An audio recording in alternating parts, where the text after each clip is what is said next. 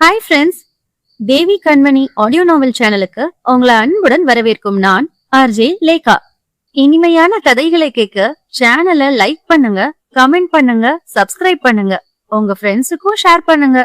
உடனுக்குடன் அப்டேட்ஸ் கிடைக்கணும்னா மறக்காம பக்கத்துல இருக்கிற பெல் ஐக்கானை தட்டி விட்டுடுங்க. இப்ப நாம கேட்க போற கதை நுண்ணிய உணர்வுகள். எழுத்தாளர் தேவி கண்மணி. வாங்க இப்ப கதைக்குள்ள போலாம். நுண்ணிய உணர்வுகள். உணர்வு 1. ரம்யமான மாலை பொழுது. அலுவலகம் முடியும் தருவாயில் இருக்க ஊழியர்கள் அனைவரும் வீட்டிற்கு கிளம்பும் பரபரப்பில் இருந்தனர். சனிக்கிழமை இரவு. நாளை ஞாயிற்றுக்கிழமை விடுமுறை என்பதால் மாலையிலேயே உற்சாகம் பேரிட்டது அனைவரின் நெஞ்சிலும். என்ன மச்சான், இன்னைக்கு எந்த பார் போலாம் என்றபடி வந்தமர்ந்தான் Karunakaran. Today no bar, no தண்ணிடா மச்சி. ஒரு முக்கியமான ஆளை பார்க்க போயிட்டு இருக்கேன், சோ நான் வரல என்றான் அவனது நண்பன் மாதவன். அப்படி யாருடா முக்கியமான ஆளு, அதுவும் எனக்கு தெரியாம? முகவாயில் விரலை வைத்து தட்டியபடி கருணா கேட்க, இது என் ரிலேஷன்ல ஒருத்தங்கடா என்றதும் நம்பாத பார்வை அவனை பார்க்க, சரி சரி, உன்கிட்ட போய் சொல்ல முடியுமா? இன்னைக்குதான் அந்த மீட்டிங் என்றான் மாதவன் உதட்டில் உறைந்த புன்னகையுடன். ஆச்சரிய முகத்தில் படர, டேய் நிஜமாவாடா? எப்போ பிளான் பண்ண? சொல்லவே இல்ல பாத்தியா என்று ஆதங்கப்பட்டான் கருணா. அதான் இப்போ சொல்லிட்டேனே, பிறகு என்ன? மச்சி ஒரே ஒரு ஹெல்ப்டா என்றான் விழிகளை சுருக்கி. என்ன விஷயம்? காரணம் இல்லாம குழைய மாட்டியே என்று கருணா கேட்க, வேற ஒன்னும் இல்ல. என் வைஃப் எதுவும் சப்போஸ் உன் வைஃபிற்கோ அல்லது உங்க வீட்டுக்கோ கூப்பிட்டா ஆபீஸ் விஷயமா வெளியே போயிருக்காருன்னு மட்டும் சொல்லிடு. போன் பண்ணா மட்டும்டா, நீயா கூப்பிட்டு டீட்டெயில் சொல்லிட வேண்டாம் என்று கருணாவை எச்சரித்து விட்டு கிளம்பினான் மாதவன். சரி சரி, இது என்ன புதுசா? ஆமா, நான் உனக்கு இந்த ஃபேவர் பண்ணனா எனக்கு என்ன கிடைக்கும் என்று சில்மிஷமாக கேட்க, வழக்கம் போலதான், ஆல்ரெடி சொல்லி வச்சுட்டேன். நீ போனதும் பாட்டில் தந்துடுவான் அந்த பார்க்காரன், டோன்ட் வெரி என்று அவன் கண்ணம் தட்டிவிட்டு செல்ல கருணாவிற்கு ஏகத்திற்கும் மகிழ்ச்சி. பரபரப்பாக சமையலறையில் செயல்பட்டு கொண்டிருந்தாள் தரணி. மா என்ன பண்றீங்க?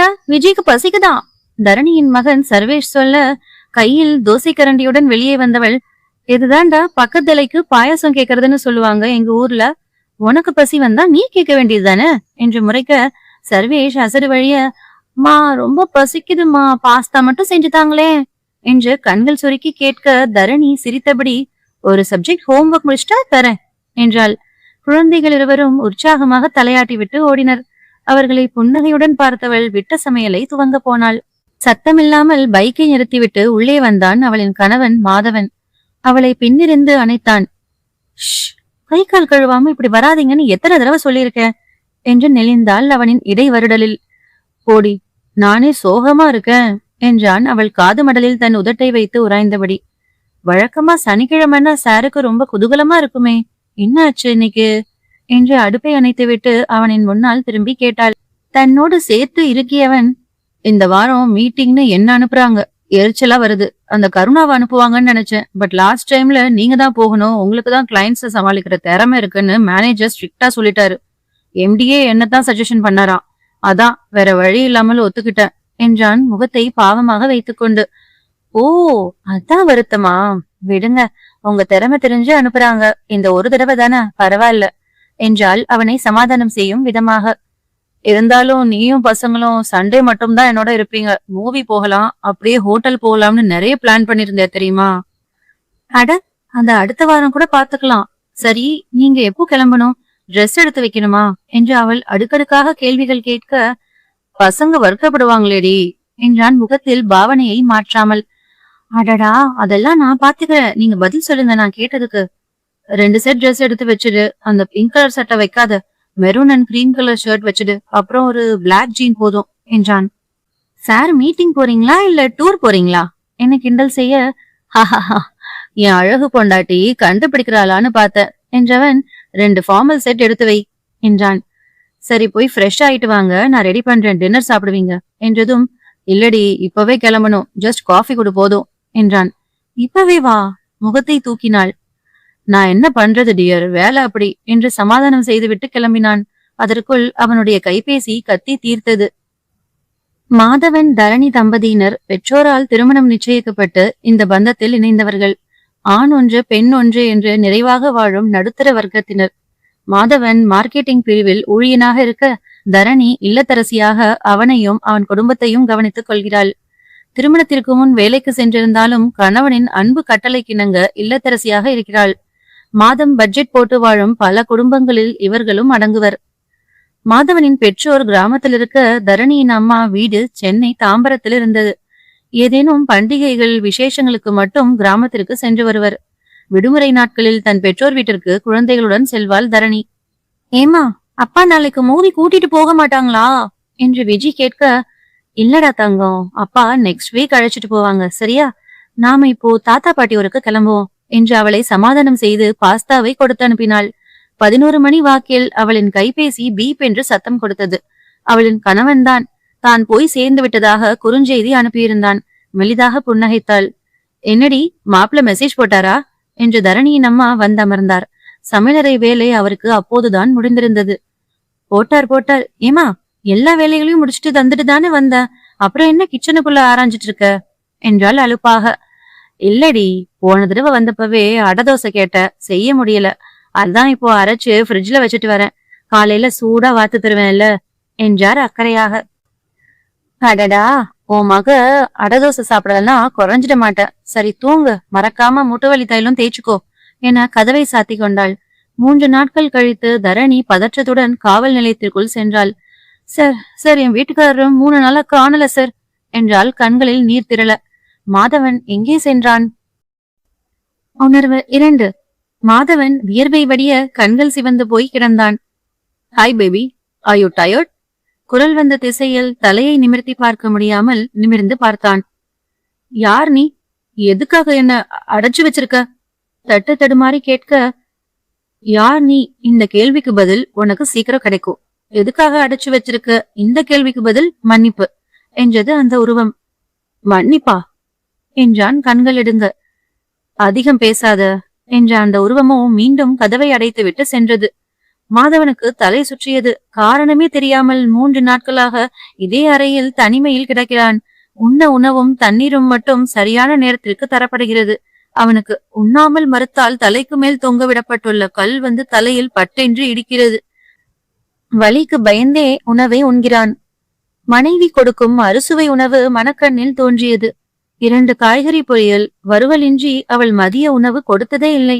நேர்த்தியாக குட்டி குட்டி டப்பாக்களில் இருக்கும் எல்லாம். அதற்கே 1000 குறை சொல்லுவான், உப்பில்லை உரைப்பில்லை என்று. இன்று தரப்பட்ட உணவோ மொச்சை கொட்டையில் பாதி அளவு இருந்த சோறும், சாம்பாரா ரசமா என்று தெரியாத அளவிற்கு ஒரு குழம்பும், தொட்டுக்கொள்ள எலுமிச்சை ஊறுகாய் தாளிக்காமலும் கிடைத்தது. மனைவியின் கைப்பக்குவம் இப்போது வந்த காட்சிக்கு நிற்க அமைதியாக கிடந்தான் தரையில். எப்படி இங்கிருந்து தப்புவது என்று மனதில் அத்தனை போராட்டம் அவனுக்கு. கேரள மாநிலம் திருச்சூர் செல்வதற்காக சென்னை பேருந்து நிலையத்தில் நின்றது மட்டும்தான் அவனுக்கு நினைவிருந்தது.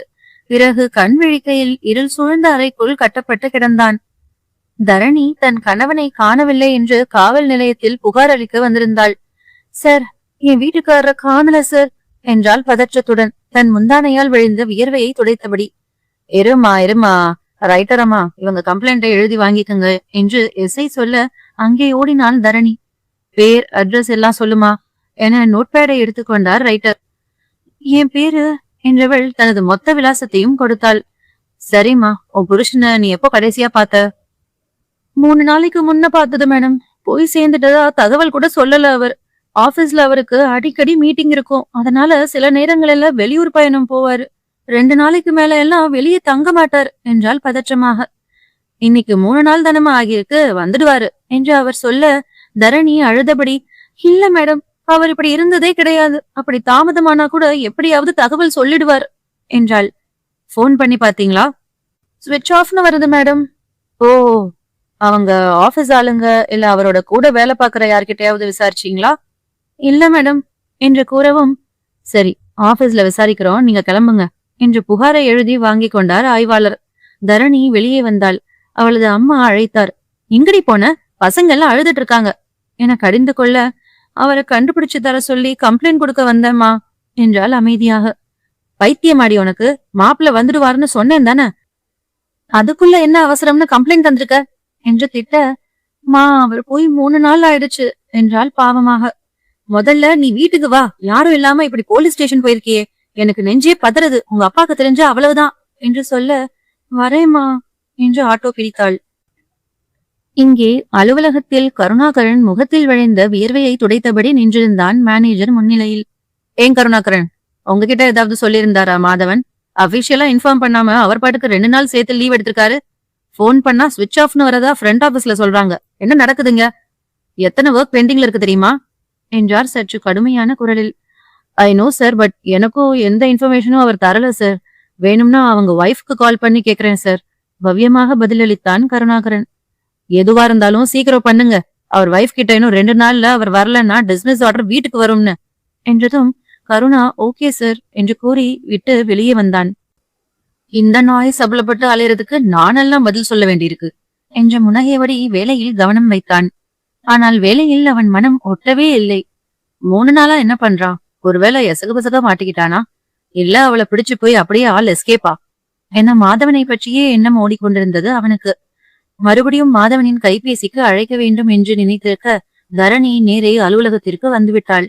தரணி காவலாளியிடம் தன்னை பற்றி கூறி உள்ளே விடும்படி அனுமதி கோர அவரோ வரவேற்பறையில் விஷயத்தை கூறினார். அவங்களா, சரி வரை சொல்லுங்க என்றால் வரவேற்பில் நிற்கும் பெண். தரணி உள்ளே சென்றாள். மேம் கொஞ்சம் வெயிட் பண்ணுங்க, சார் கிட்ட இன்ஃபார்ம் பண்ணிடுறேன் என்று கூறிவிட்டு மேனேஜருக்கு தகவல் சொல்ல அவர் உடனே அனுப்பும்படி பணித்தார். வாங்க மிஸ்ஸஸ் மாதவன் என்று அழைத்தவர், என்னாச்சு, ஏன் மாதவன் ஆபீஸ் வரல? எதுவும் மெடிக்கல் இஷ்யூவா என்று கேட்க தரணி அதிர்ந்து நின்றாள். என்ன சார் சொல்றீங்க? அவர் ஆபீஸ்ல மீட்டிங்குக்காக அனுப்புறதா தானே சொல்லிட்டு போனாரு என்றதும் மேனேஜருக்கே அதிர்ச்சியாக இருந்தது. நாங்க எங்கேயோ அனுப்பலமா என்றார் அவசரமாக. உணர்வு 3. தரணியின் இதழ்கள் துடித்தன பயத்தில். அலுவலகத்திலிருந்து அனுப்பவில்லை என்றால் எங்கே போயிருப்பான் கணவன் என்று யோசித்திருப்பாள் என மேனேஜர் யூகித்துக் கொண்டிருந்தார். சார், நிஜமாவே நீங்க அனுப்பலையா என்று கவலை தோய்ந்த குரலில் கேட்டாள். இல்லமா, அந்த மாதிரி மீட்டிங் எல்லாம் சீனியர் மேனேஜர் அண்ட் எம்டி தான் போவாங்க என்றார். எப்போதுமே அவங்கதான் போவாங்களா சார்?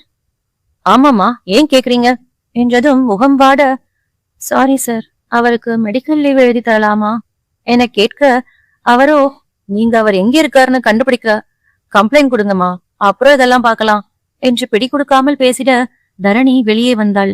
கருணாகரன் அவளை பார்க்க இயலாது தலையை குனிந்து கொண்டான். வீட்டிற்கு செல்லும் போதே அவளது அன்னை வாயிலில் நின்றார். ஏண்டி இப்படி கிறுக்குத்தனமா பண்ணி மானத்தை வாங்கி வைக்கிற என்றவரை வெற்று பார்வை பார்த்தாள். மா, வாசல்ல வச்சுதான் பேசுவியா? அக்கா நீ உள்ள போ என தரணியின் தம்பி அவளை உள்ளே அனுப்பி வைத்தான். ஒன்னும் கவலைப்படாதக்கா, மாமாவை கண்டுபிடிச்சிடலாம் என்று ஆறுதல் சொல்ல, அவர் ஆபீஸ் மீட்டிங்னு சொன்னது போய் வினோத், உண்மையை மறைச்சு வேற எங்கோ போயிருக்காரு என்றதும் தரணியின் பெற்றோர் அதிர்ந்து அவளை பார்த்தனர். பொய் சொல்லிவிட்டு போயிருக்காரா என யோசித்த வினோத்திற்கு மாமாவிற்கு வேற ஏதாவது பிரச்சனை இருக்குமோ என்று தோன்றியது. அவனால் மாதவனை சந்தேகிக்கவே இயலவில்லை. ஏனெனில் தரணியை தரையில் விடாமல் தாங்குவான் மாதவன். இப்போவே அக்கம் பக்கத்துல எல்லாம் தரணி இத்தனை நாள் தங்க மாட்டாளே, என்ன ஆச்சுன்னு கேட்க ஆரம்பிச்சிட்டாங்க என்று அவளின் தாய் குழம்பி தவித்தார். இப்போ என்னம்மா, நான் இங்க இருக்க கூடாது அவ்வளவுதானே, நான் கிளம்பிடுறேன் என்றாள் பட்டென்று. ஏய், நான் அப்படி சொல்லலடி, அது எனும் போதே இடை நிறுத்தினாள். 3 நாள் தான் ஆகுது, அதுக்குள்ள உன்னால என் இருப்ப தாங்க முடியல இல்ல என்றாள் வேதனையுடன். அக்கா சும்மா இரு நீ. மா, நீங்க சும்மா இருக்க மாட்டீங்களா? அவளே வேதனையில இருக்கா, நீங்க வேற அவளை கஷ்டப்படுத்திக்கிட்டு என்றான் எரிச்சலாக. அக்கம் பக்கத்துல ஏளன பேச்சு வாங்குறது நான்டா என்றவர் வேற எதுவும் சொல்லாமல் அடுக்கலைக்குள் புகுந்து கொண்டார். அப்படி ஏளன பேச்சு பேசுறவங்க சகவாசமே வேணாம், நீங்க பேசாதீங்க என்று சத்தமிட்டான் வினோத்.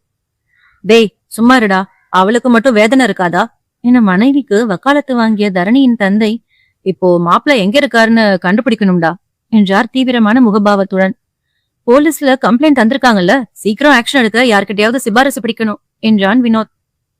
தரணி யோசனையோடையே இருந்தாள். அவளுக்கு அக்கம் பக்கத்தில் கேட்கிறார்கள் என்பதை விட தன் தாயின் புலம்பலை கேட்க முடியவில்லை. பிடிவாதமாக தன் வீட்டிற்கு கிளம்பினாள் தரணி. ஏண்டி, நான் ஆதங்கத்துல ஒரு வார்த்தை சொல்லக்கூடாதா? உடனே பெட்டியை தூக்குற என்றவரை அமைதியாக பார்த்துவிட்டு, உனக்கு என்னால எப்போதுமே சிரமம் வரக்கூடாதுன்னு நான் ரொம்ப மெனக்கிடுவேமா, இப்பவும் அதைத்தான் செய்யறேன். உன் மேல எனக்கு கோவம் எல்லாம் இல்ல.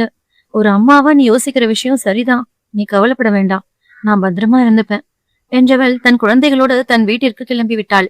அவரோ செய்வதறியாது திகைத்து நிற்க வினோத்தோ தன் அக்கா கொடுத்த புகாருக்கு நடவடிக்கை எடுக்க சிபாரிசு தேட ஆளை ஏற்பாடு செய்தான்.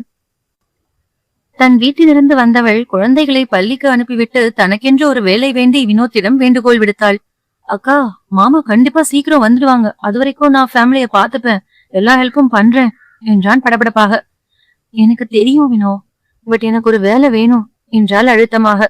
அக்கா, நீ சொல்றத பார்த்தா மாமாக்கும் உனக்கும் ஏதோ பிரச்சனைன்னு தோணுது, எதுவா இருந்தாலும் மறைக்காம சொல்லுக்கா என்று கேட்க, அதெல்லாம் எதுவும் இல்ல வினோ, அப்படி இருந்தா நானே எதுக்காக கம்ப்ளைண்ட் கொடுக்க போறேன். நீ இந்த ஃபேவர் பண்ண முடியுமா முடியாதா அதை மட்டும் சொல்லு ப்ளீஸ். உன்னால முடியாதுன்னா நான் வேற யார்கிட்டயாவது ஹெல்ப் கேட்பேன் என்றவளின் பேச்சில் கட்டாயம் வேலைக்கு சென்றே ஆவேன் என்ற உறுதியும் தீர்மானமும் இருந்தது.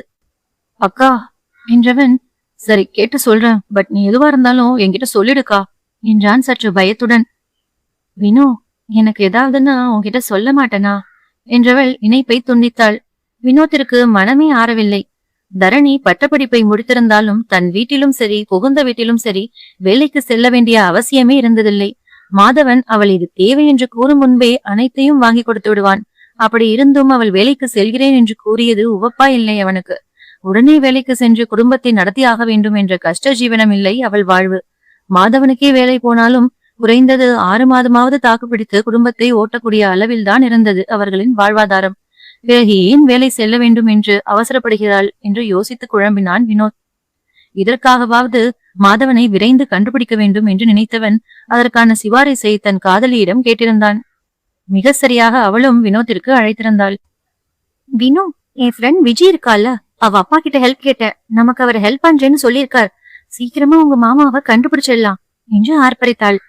சூப்பர் ராசி, ரொம்ப தேங்க்ஸ் டி என்றவன் சட்டென்று நாக்கை கடித்துக் கொண்டு, சாரிடி பட்டு, சந்தோஷத்தில் வந்துருச்சு என்றான். இன்னொரு முறை சாரி தேங்க்ஸ் எல்லாம் சொன்ன அப்புறம் வாயை கடிச்சு வச்சிடுவேன், உடனே கிளம்பி வா, அவரோட ஸ்டேஷன் போயிட்டு வந்துடலாம், மறக்காம தரணி அணியையும் கூட்டிட்டு வா என்று இணைப்பை துண்டித்தாள். அதே நேரத்தில் மாதவன் தனக்கு தரப்பட்ட உணவை தூக்கி எறிந்தான். தட்டு சுவற்றில் பட்ட உணவெல்லாம் சிதறியது. உடனேயே கதவை திறந்து கொண்டு முகமூடி போட்ட அந்த உருவம் உள்ளே வந்து பலாரென அவனை அறைந்தது. உணர்வு 4. மாதவன் தட்டை தூக்கி எறிந்த மறு நிமிடம் அந்த உருவம் அறைக்குள் நுழைந்தது. அவனை பலாரென அறைந்திருக்க மாதவன் நிலை குலைந்து விழுந்தான். This is last warning for you. கொடுக்கறத சாப்பிட்டு மரியாதையா இரு என்ற அந்த உருவம் வெளியேறியது. மாதவனுக்கு கேள்வி கேட்கும் உரிமையெல்லாம் அங்கு இருக்கவில்லை. ஆண்மகன் அழ துவங்கியிருந்தான் தன் இயலாமையை நினைத்து. தன் குழந்தைகள் மனைவியை பற்றி சிந்தித்தான். தான் இல்லையில் எப்படி இருப்பார்கள் என்ற சிந்தனை ஓடியது அவனுள். தனக்குள் குறுகி போனான் அவன் வந்த காரியத்தை நினைத்து. வினோத்தின் சிபாரிசு உடனே வேலை செய்தது காவல் நிலையத்தில். மாதவனை கண்டறியும் பணியில் துரிதமாக இறங்கினர். முதல் வேலையாக தரணியிடம்தான் விசாரணை நடத்தினர். அவளும் மீட்டிங் செல்கிறேன் என்று அவன் கூறிய போது நடந்து கொண்ட விதத்தை விளக்கமாக கூறினாள். சோ உங்க வீட்டுக்காரர் கூட உங்களுக்கு எந்த பிரச்சனையும் இல்ல, அப்படிதானே மிஸ்ஸஸ் மாதவன்? ஆமா சார், எதுவும் இல்ல என்றால் உடனடியாக. சரி, ஓகே, இனி நாங்க அவர் ஆபீஸ்ல தான் விசாரிக்கணும் என்ற இன்ஸ்பெக்டர் எழுந்து கொண்டார். மா, அப்பா எப்போ வருவாங்க? விஜி வந்து தரணியின் காலை கட்டிக்கொண்டாள். சீக்கிரம் வந்துடுவார் பேபி. இன்ஸ்பெக்டர் அவளின் கன்னத்தை தட்டிவிட்டு மென்னகையுடன் தரணியை பார்த்து தலையசைப்புடன் வெளியேறினார். சில மணி நேரத்தில் எல்லாம் இன்ஸ்பெக்டர் மாதவனின் அலுவலகத்தில் இருந்தார். மேனேஜர் தனது நெற்றியில் வழிந்த வியர்வையை துடைத்தபடி நின்றிருந்தார். அங்கே நின்றிருந்த கருணாவிற்கோ பயத்தில் இயற்கை அழைப்பே வந்துவிட்டது. அவசரமாக கழிவறை நோக்கி ஓடினான். அதற்குள் இங்கே இன்ஸ்பெக்டர் மேனேஜரிடமிருந்து விசாரணையை துவங்கினார். சொல்லுங்க மிஸ்டர் ரங்கபாஷ்யம், ஆபீஸ்ல இருந்து மீட்டிங் அனுப்புனதாதான் மிஸ்டர் மாதவன் வீட்டுல சொல்லிட்டு கிளம்பியிருக்காரு. ஆனா நீங்க அப்படி ஒரு மீட்டிங்கே நடக்கலன்னு சொல்றீங்க, இதுல எது உண்மை என்று கேட்க, சார் நாங்க சொல்றதா உண்மை, மேபி மிஸ்ஸஸ் மாதவன் சொல்றதும் உண்மையா இருக்கலாம். மாதவன் பொய் சொல்லிட்டு எங்கே போனார்னு நீங்க தான் கண்டுபிடிக்கணும் என்றார் படபடப்பாக. I know my duty mister Rangabhashyam, கேட்ட கேள்விக்கு பதில் சொன்னா போதும் என்றவர், அவரோட க்ளோஸா இருக்கிறது ஐ மீன் ஃப்ரெண்ட் யாரு அல்லது கொலீக்ஸ் யாருன்னு சொல்லுங்க என்றதும் கருணாவை அழைத்தார். உங்க பேரு? கருணாகரன் என்றான் பதற்றமாக. ஏன் இவ்வளவு நர்வஸ் ஆறீங்க? ரிலாக்ஸ் மிஸ்டர் கருணாகரன், இங்க என்னவா இருக்கீங்க என்று கேட்க, மார்க்கெட்டிங் டிபார்ட்மெண்ட்ல சார், சீனியர் எக்ஸிகியூட்டிவ் என்றான் தட்டு தடுமாறி. ஓ சூப்பர், சொல்லுங்க மிஸ்டர் மாதவன் எங்கே போயிருக்காரு? எனக்கு எப்படி தெரியும் சார் என்றான் அவசரமாக. இன்ஸ்பெக்டர் நெற்றியை நீவியபடி, ஓ உங்களுக்கு தெரியாதா, சரி ஓகே, லாஸ்டா அவர் உங்ககிட்ட பேசிட்டு போனதா சொல்றாங்க. வெல், சிசிடிவி ஃபுட்டேஜ் கூட அப்படிதான் சொல்லுது, என்ன பேசிட்டு போனாரு என்றார். நத்திங் சார், வழக்கமான ஹாய் பை தட்ஸ் இட் என்றான் சமாளிப்பாக. இன்ஸ்பெக்டர் எழுந்து நின்றார், தன் பேண்டில் இருந்த துப்பாக்கியை தடவியபடி. Okay mister Karunakaran, we will meet soon என்று சூசகமாக கூறிவிட்டு விடைபெற ரங்கபாஷ்யம் கருணாவை கூர்மையாக பார்த்தார். மற்ற அலுவலக ஊழியர்களோ அவனை நம்பாத பார்வை பார்த்து சென்றனர். அப்பாடா, ஒரே ஒரு ஃப்ரெண்டு தான் இருக்கான், அதுக்கே இந்த பாடா என்று அழுத்து கொண்டு வேலையில் கவனம் வைக்க ரங்கபாஷ்யம் அவனை இன்டர்காமில் அழைத்திருந்தார். மே கமின் சார் என்று அனுமதி கேட்டு உள்ளே நுழைந்தவனை தீ பார்வை பார்த்தார் ரங்கபாஷ்யம். சொல்லுங்க கருணா, உங்களுக்கு தெரியாம மாதவன் எங்கேயும் போயிருக்க முடியாது என்றதும் கருணாவிற்கு கோபம் வந்து விட்டது. சார், எனக்கு தெரியாம போயிருக்க முடியாதுன்னா என்ன மீனிங்ல சொல்றீங்க? நான் என்ன அவன் பொண்டாட்டியா? எல்லாத்தையும் என்கிட்ட சொல்லிட்டு போக என்றான் பட்டென்று. ஏய், என்ன ஓவரா பேசுறீங்க மிஸ்டர் கருணா? நீங்க தான் லாஸ்டா அவர்கிட்ட பேசிருக்கீங்க. அப்புறம் நீங்க எப்போதும் போவீங்களே பார், அங்க உங்களுக்காக அவர் 2 ஃபுல் வாங்க பணம் தந்துட்டு போனதை நம்ம பியூர் ரங்கசாமி பாத்திருக்காரு என்றதும் கருணாவிற்கு வியர்த்து விழைந்தது அந்த குளிரூட்டப்பட்ட அறையிலும். சார், ஃபுல் வாங்கி தந்தா உடனே எனக்கு எல்லாம் தெரிஞ்சிருக்கணுமா என்ன என்று படபடத்தான். I know you very well man. ஏதாவது உனக்கு தெரிஞ்சிருந்தா அதை மறைக்காம சொல்லிடு.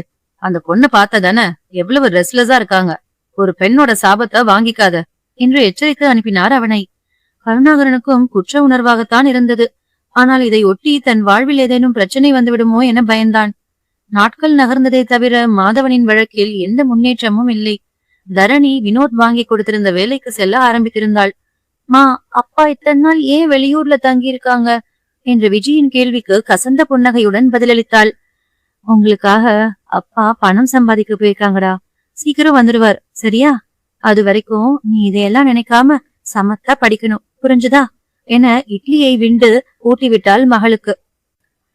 நானும் இதத்தாம சொன்னேன், ஆனா விஜிதான் அப்பாவை கேட்டுக்கிட்டே இருக்கா என்றான் அவளின் மகன். சின்ன பொண்ணுல்ல, அதான் கேக்குறா, நீ திட்டிடாதடா தம்பி என்று மகனிடம் சொல்ல அவனும் சரி என்று தலையாட்டினான். அக்கா, டைம் ஆயிடுச்சு என்று வினோத் உள்ளே வந்தான். ரெடி ஆயிட்டேன்டா, பசங்களை பஸ் ஏத்தி விட்டுட்டு நாம ஸ்டேஷன் போயிட்டு அப்படியே கிளம்பலாம் வினோ என்றாள். சரிக்கா என்றவன் அவளோடு கிளம்பினான். காவல் நிலையத்திற்கு சென்றவர்களுக்கு ஒரு புதிய தகவலை தந்தார் இன்ஸ்பெக்டர். அந்த தகவல் இருவரையும் இறுக்கமான மனநிலைக்கு கொண்டு சென்றது. உணர்வு 5. வினோத், தரணி இருவரும் காவல் நிலையத்தில் இன்ஸ்பெக்டர் முன்பு அமர்ந்திருந்தனர். உங்க வீட்டுக்கார் போன் நம்பரை செக் பண்ணதுல ஒரு விஷயம் தெரிய வந்திருக்குமா என்றார் நேரடியாக. தரணி மும்முரமானால் அவர் கூறுவதை கேட்பதற்கு. அவர் கால் ரெக்கார்ட்ஸ் செக் பண்ணதுல தரணி, வினோத், கருணாகரன் அப்புறம் ஆபீஸ் நம்பர் இதுக்குதான் அதிகமா கூப்பிட்டு இருக்காரு என்றதும் சற்று ஆசுவாசம் வினோத்திற்கு. நம்பர் லொகேஷன் வச்சு ட்ரேஸ் பண்ண முடியாதா சார் என்று கேட்க, பண்ணலாம், பட் மொபைல் ஸ்விட்ச் ஆஃப் ஆகியிருக்கு, ஐபி அட்ரஸ் வச்சு கண்டுபிடிக்க ட்ரை பண்ணிட்டு இருக்காங்க. உடனே செய்ய முடியாதா சார் என்று வினோத் கேட்க, சார், எங்களுக்கு இந்த கேஸ் மட்டும் இல்ல, இது போல ஆயிரக்கணக்கான கேஸ் இருக்கு, எல்லாத்தையும் பார்க்கணும் இல்லையா? முதல்ல நான் சொல்ற விஷயத்த கவனமா கேளுங்க என்றவர் இன்னொரு நம்பருக்கும் அவர் நம்பர்ல இருந்து அதிகமா கால்ஸ் போயிருக்கு. அதுவும் 1 மணி நேரத்துக்கு மேல பேசியிருக்காங்க. நான் சொல்றது தினமும் என்றார் புருவத்தை உயர்த்தி. ஏதாவது கிளைண்ட் காலா கூட இருக்கலாம் சார் என்ற வினோத்தின் பேச்சில் அவன் இன்னும் மாதவனை நம்புவதாகவே தெரிந்தது. சார், ஒரு கிளைண்ட் கிட்ட வாரத்துல ஒரு நாள், அதுவும் 10 நிமிடம் பேசலாம், 1 மணி நேரம் பேச என்ன இருக்கிறது? அதுவும் 10 மணிக்கு மேலான அழைப்புகள் விடியற் காலையில் 3-4 மணிக்கு எந்த கிளைண்ட் கிட்ட பேசுறாரு அவரு என்றார் எரிச்சலாக. அந்த நம்பர் யாருன்னு தெரிஞ்சதா சார்? மிகுந்த எதிர்பார்ப்பு தரணியின் குரலில். அந்த நம்பரும் சென்னை தாமா, சீக்கிரம் மத்த டீடைல் சொல்றோம் என்றவர் ஒரு ஆணின் புகைப்படத்தை காட்டி, இது யாருன்னு தெரியுமா என்று கேட்டார். புகைப்படத்தை வாங்கிய தரணியோ யார் என்று தெரியவில்லை என உதடு பிதுக்கினாள். சரிம்மா, வேற தகவல் தெரிஞ்சா சொல்றோம் என அனுப்பி வைத்து விட்டார். நான் போயிட்டு வரேன் வினோ என்று தனது அலுவலகத்தில் இறங்கிக் கொண்டவளை இரக்கமாக பார்த்தான் வினோத். அக்கா, இதெல்லாம் மனசுல ஏத்திக்காத, மாமா சீக்கிரம் வந்துருவாரு என்றான். சரிடா என்றவள் வேறு எதுவும் பேசிடாமல் அலுவலகத்தினுள் நுழைந்து விட்டாள். மாலை வேலை முடிந்து தரணி வர அவள் வீட்டிற்கு தரணியின் மாமனார் மாமியார் இருவரும் வந்திருந்தனர். எங்க என்னமா நடக்குது, எங்க போனா அவ என்று மாதவனின் தந்தை அவள் வந்ததும் வராததுமாக கேட்க, எனக்கு தெரியாது மாமா, ஆபீஸ் மீட்டிங்னு தான் சொல்லிட்டு போனாரு என்றாள். அவனை கவனிக்கிறத விட உனக்கு அப்படி என்னம்மா வேலை? புருஷன் எங்க போறான் வரான்னு தெரிஞ்சுக்காம என்ன குடும்பம் நடத்துற நீ என்று தாம் தூம் என குதித்தார் மருதமுத்து. இதே வாய்தான் ஆம்பளைக்கு 1000 வேலை இருக்கும், அத்தனையும் சொல்லிக் கொண்டிருக்க முடியுமா என்று கேட்டது. தரணி இப்போதும் விரக்தியாக சிரித்தாள். என் மேலதான் மாமா தப்பு, நான் அவரை கவனிச்சிருக்கணும் என்றவள் போய்விட்டாள். எவ்வளவு அழுத்தமா பேசுது பாரு. இதுக்குதான் சொன்னேன் சொந்தத்திலேயே பொண்ண பாக்கலாம்னு. யாரு கேட்டாங்க என் பேச்ச? அவன் மனசுல என்ன व्यसனமோ இப்படி சொல்லாம கொள்ளாம போயிட்டான். கருவேப்பில கொத்தாட்டும் ஒத்த பிள்ளைய பெத்த. அது மனசு நோக நடந்திருக்காளே பாதகத்தி. அதான் என் புள்ள போயிட்டான் என்ற அங்கலாய்ப்பு மாதவன் அம்மாவிடமிருந்து வெளிப்பட்டது. தரணி எல்லாவற்றையும் கேட்டுக்கொண்டிருந்தாள் அமைதியாக. பெண்ணுக்கு பெண் தான் எதிரி. தவறாக எது நடந்தாலும் அதற்கு அவளை காரணம் காட்டிவிட்டால் போதும். மனிதர்களுக்கு மனம் ஆறிவிடும். தவறு எங்கே இருக்கிறது என்று துளி கூட சிந்திக்க மாட்டார்கள். சர்வேஷ், சாப்பிடவா என்று அழைத்தவள் வந்தவர்களுக்கு காஃபியை கொடுத்தாள். போலீஸ்ல புகார் கொடுத்தியாமே, உங்க அம்மா சொன்னாங்க. எதுக்கு உனக்கு இவ்வளவு அவசரம்? பெரியவங்க எங்க கிட்ட கலந்துக்காம நீயா ஒரு முடிவு எடுத்திருக்க என்றார் தங்கம் கடுகடுப்புடன். அவர் எங்க போயிருக்காருன்னு ஆபீஸ்ல கூட தெரியல, அதான் கம்ப்ளைண்ட் பண்ண என்றால் அமைதியாக. உங்களுக்குள்ள எதுவும் தகராறா? அதான் கோவிச்சுட்டு போயிட்டானா அவன் என்று தனது கற்பனை குதிரையை ஓட்டினார் அவர். எங்களுக்குள்ள எந்த பிரச்சனையும் இல்ல அத்த என்றால் பட்டென்று. பிரச்சனை இல்லாமல் தான் சொல்லாம கொல்லாம போயிருக்கானாக்கும் என்றவர் மூக்கை சிந்தியபடி, என் புள்ள சாப்பிட்டுச்சோ என்னவோ, எதுவும் சிக்கல்ல மாட்டிக்கிட்டானோ என்னமோ தெரியலையே என்று ஒப்பாரி வைக்க மருதமுத்து எரிச்சலுடன் கத்தினார். வாய மூடு தங்கோ, நீயே அழுது மாதவன் காணாமல் போனத ஊரெல்லாம் பரப்பிடுவ போல. இந்தாமா தரணி, நீ மாதவனோட ஃப்ரெண்டுங்க நம்பர் எல்லாம் கொடு, நான் பேசிக்கிறேன் என்றார் மருதமுத்து. தரணி கருணாகரனின் கைபேசி எண்ணை கொடுத்தாள். தரணியின் பெற்றோரும் அவளது தம்பி வினோத்தும் வந்தனர் தரணியின் வீட்டிற்கு. தங்கம் அவர்கள் வந்ததுமே முகத்தை வெடுக்கென்று திரும்பினார். தரணி, மாப்பிள்ள பத்தி ஏதாவது தெரிஞ்சுதாமா என்று கேட்டதுமே தங்கம் தரணியை குறை சொல்ல துவங்கிவிட்டார். தரணியால் தான் மாதவன் வீட்டை விட்டு சென்றதாகவும் தரணியிடம் ஏதோ தவறு இருக்கிறது என்றெல்லாம் வசைப்பாட துவங்க வாய்ப்பேச்சு சண்டையாக உருவெடுத்தது. வினோத் பொறுக்க மாட்டாமல் மாதவனின் கைபேசியில் அடிக்கடி போன அழைப்பு பற்றி கூறிவிட்டான். இன்ஸ்பெக்டர் சொல்றாரு மாமா வேற எங்கேயோ தொடர்பு வச்சிருக்காருன்னு. சும்மா எங்க அக்காவையே குறை சொல்லாதீங்க. நாங்க அந்த விஷயத்த நம்பல, அது போல எங்க அக்காவை குறை சொல்றத விடுங்க என்றான் ஆற்றாமையுடன். வீட்டு பொம்பளை சரியா இருந்தா ஏன் ஆம்பளை வெளியே போக போறான் என்று கத்தினார் தங்கம். அத்தனையும் கேட்ட தரணியோ அமைதியாக இருந்தாள். அதே நேரத்தில் கருணாகரன் இன்ஸ்பெக்டரை சந்திக்க வந்திருந்தான். அவன் கூறிய தகவல் இன்ஸ்பெக்டரின் சந்தேகத்தை உறுதி செய்தது. உணர்வு 6. கருணாகரன் இன்ஸ்பெக்டரை சந்திக்க வந்திருந்தான். வணக்கம் சார், நான் கருணாகரன் என்றதுமே, அந்த மாதவன் மிஸ்ஸிங் கேஸ், நீங்க அவர் ஃப்ரெண்ட் அல்ல? சொல்லுங்க, என்ன விஷயம்? மாதவனை பத்தி ஏதாவது தகவல் என்றார் அவனை நோட்டம் விட்டபடி. அது சார், தகவல் எதுவும் கிடைக்கல, ஆனா அவன் எங்க போனான்னு தெரியும் என்று கூறிவிட்டு தலை குனிந்தான். இது எதிர்பார்த்ததுதான் என்பது போல, ஓ அன்னைக்கு எதுவும் தெரியாதுன்னு சொன்னீங்க என்று கேட்க, இல்ல சார், வீணா ஏதாவது ப்ராப்ளத்துல மாட்டிக்கோன்னு சொல்லல என்றான் தயக்கமாக. சரி சொல்லுங்க மிஸ்டர் கருணா, உங்களுக்கு தெரிஞ்ச எல்லா விஷயங்களையும் ஒண்ணு விடாம சொல்லுங்க. It will helpful for me என்று ரெக்கார்டரை ஆன் செய்தார். சார், மாதவனுக்கு அஃபேர் இருக்கு சார் என்றதும், அது அவருடைய கால் ரெக்கார்ட்ஸ் வச்சே அனலைஸ் பண்ணிட்டோமே, நீங்க இப்போ அதை யாருன்னு மட்டும் சொல்லுங்க என்றார். அது யார் என்னெல்லாம் தெரியாது சார், ஆனா அவங்கள மீட் பண்ண கேரளா போறதா தான் சொன்னா சார். சரி, எப்படி பழக்கமாச்சு அவங்க கூட? ஐ மீன் ராங் கால் மெசேஜ் மூலமாவா இல்ல ஃபேஸ்புக் மூலமா சார்? ஜஸ்ட் லைக் தட் ஃப்ரெண்டா பேச ஆரம்பிச்சு அப்படியே சாட் நெக்ஸ்ட் லெவலுக்கு போயிட்டு தான் சொன்னான் சார். நெக்ஸ்ட் லெவல்னா?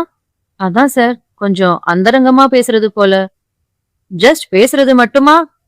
பேசினது மட்டும்தான் என்கிட்ட சொல்லியிருக்கான் சார். ஓ, அந்த ஐடியோட லிங்க் எனக்கு கிடைக்குமா என்றதும் தனது மியூச்சுவல் ஃப்ரெண்ட் லிஸ்டிலிருந்து குறிப்பிட்ட ஐடியை எடுத்து காட்டினான். ப்ரொஃபைல் லாக் பண்ணிருக்காங்க, தட்ஸ் ஓகே, இதுவே போதும், நான் பாத்துக்கிறேன். வேற என்ன விஷயம் எல்லாம் தெரியும் என்று மீண்டும் துவங்கினார் விசாரணையை. அவ்வளவுதான் சார், வேற எதுவும் ஷேர் பண்ணிக்கலாம் அவன்? இதுதான் ஃபர்ஸ்ட் டைம் மீட் பண்ண போறாங்களா? ஆமா சார், இதுக்கு முன்னாடி வேற பொண்ணு கிட்ட பேசிட்டு இருந்தான். அது மெசேஜ்லயே கட் ஆகிட்டதா சொன்னான். மேபி அதை பத்தி தரணிக்கு தெரிய வாய்ப்பு இருக்கு சார் என்றதும் இன்ஸ்பெக்டர் கவனமாய் கேட்டார். மாதவன் அந்த ரிலேஷன்ஷிப் கட் ஆகிட்டதா சொன்னதுக்கு 2 நாளைக்கு முன்னாடி தரணி ரொம்ப ரெஸ்ட்லெஸ்ஸா இருந்ததா என் வைஃப் சொன்னா. தரணியும் அவளும் எங்க மூலமா ஃப்ரெண்ட்ஸ் சார், அதனால என் மனைவிக்கு தெரிஞ்சது.